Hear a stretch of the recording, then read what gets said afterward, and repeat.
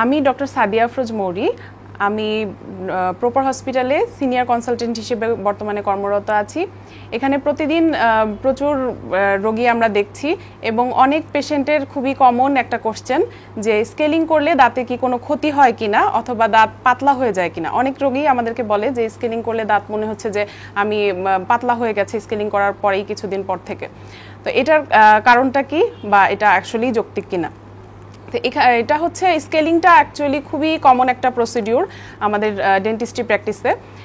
স্কেলিংটা করার মাধ্যমে অ্যাকচুয়ালি যেটা হয় যে আমাদের দাঁতে রেগুলার একটা ডিপোজিশন হয় যেটাকে আমরা প্লাগ বলি। সেটা যদি আমরা প্রতিদিন দাঁত ব্রাশ করে ফেলি, ক্লিন রাখি, তাহলে এটা চলে যায়।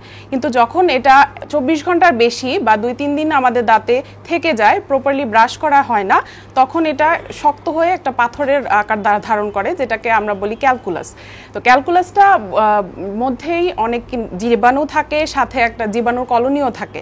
এটা লং টাইম থাকতে থাকতে কি হয়, দাঁত এবং মাড়ির মাঝখানে একটা গ্যাপ তৈরি করে ফেলে, একটা ডিফারেন্স তৈরি করে ফেলে, যার কারণে মাড়িটা দাঁতের স্তর থেকে নিচে নেমে আসে, যার কারণে অনেকগুলো প্রবলেম তৈরি হয়, যেমন দাঁত থেকে রক্ত পড়া, মাড়ি ফুলে যাওয়া, দাঁতে দুর্গন্ধ হওয়া, মুখ থেকে দুর্গন্ধ আসা এবং দাঁতে শিরশির করা। তো এর থেকে আমরা পরিত্রাণের জন্যই অ্যাকচুয়ালি আপনি যদি বছরে 2 বার অথবা 6 মাসে একবার অন্তত ডেন্টাল চেক আপ করান, একটু স্কেলিং করেন, তাহলেই কিন্তু এই সমস্যাগুলো থেকে আমরা মুক্তি পেতে পারি। তো স্কেলিং করলে যেটা আসলে স্কেলিংয়ের প্রসিডিওরের মাধ্যমে দাঁতের এই যে পাথরটা জমা হলো সেটাকে আমরা অ্যাকচুয়ালি কোনো এটা কাটা হয় না বা দাঁতের কোনো ক্ষতি করা হয় না। এটা শুধু আল্ট্রাসনিক স্কেলেরটা দিয়ে ছোট ছোট স্ট্রোকের মাধ্যমে, পানির মাধ্যমে এই পাথরগুলোকে ভেঙে গুঁড়ো গুঁড়ো করে ফেলা হয় এবং দাঁত থেকে সরিয়ে ফেলা হয়। এই আল্ট্রাসনিক স্কেলারে এমন কোনো মানে ক্ষতিকর জিনিস নেই যার কারণে দাঁতের কোনো এনামেল অথবা দাঁতের কোনো গঠনে ক্ষতি হবে। এটা জাস্ট হচ্ছে পাথরটাকেই সরিয়ে ফেলা হয়। এখন কেন এটা পাতলা মনে হয় সেটার কারণটা হচ্ছে আমরা মানে ইউজুয়ালি অন্যান্য দেশে যে দেখা যায় যে 6 মাসে একবার একটু দাঁতের চেক আপ হয়, সাথে স্কেলিংটাও করা হয়। কিন্তু আমাদের দেশে মানুষ সাধারণত দেখা যায় 2-4 বছর বা 5 বছর, অনেকে আছে যে সারা জীবনেও কখনো স্কেলিং করেনি।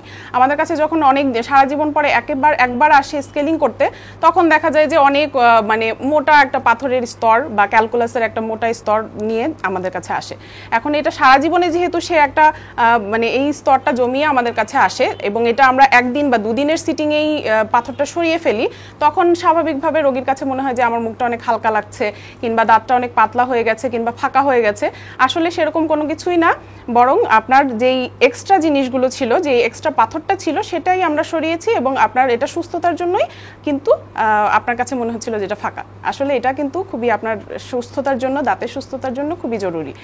আর আরেকটা জিনিস হচ্ছে, হ্যাঁ হতে পারে যে দাঁতের পাতলা হয়ে যেতে পারে যদি আপনি এক্সপার্ট হ্যান্ডে না করেন অথবা একটা কোয়াকের কাছে বা হাতুড়ি ডাক্তারের কাছে যান। তারা অনেক সময় দেখা যায় যে আমাদের যেটা আসলে স্কেলিং এর জন্য মেশিন যেটা ইউজ করা উচিত, আল্ট্রাসনিক স্কেলার, সেটা ইউজ না করে ওরা হয়তো যেটা দাঁত কাটার আমাদের মেশিন বার দিয়ে ওরা হয়তো মনে করলো যে না, আমরা খুব সময় বাঁচানোর জন্য তাড়াহুড়া করে পরিষ্কার করে ফেললাম, বার দিয়ে তাড়াতাড়ি দাঁত কাটা যায়, বাট এটা দিয়ে অ্যাকচুয়ালি স্কেলিং করা যায় না। ওটা দিয়ে দাঁত কেটে হয়তো অনেকে করতে পারে, কিন্তু সেটা অবশ্যই কোনো বিডিএস বা রেজিস্টার্ড ডাক্তার অবশ্যই সেটা করবেন না।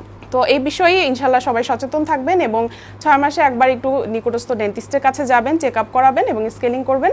দাঁত সুস্থ থাকবে, সবাই সুস্থ থাকবেন। আর এই বিষয়ে আপনাদের যদি কোনো প্রশ্ন থাকে, এই বিষয়ে আরও বিস্তারিত জানতে চান, তাহলে কমেন্টসে প্রশ্ন করে সেই বিষয়ে জানতে পারবেন।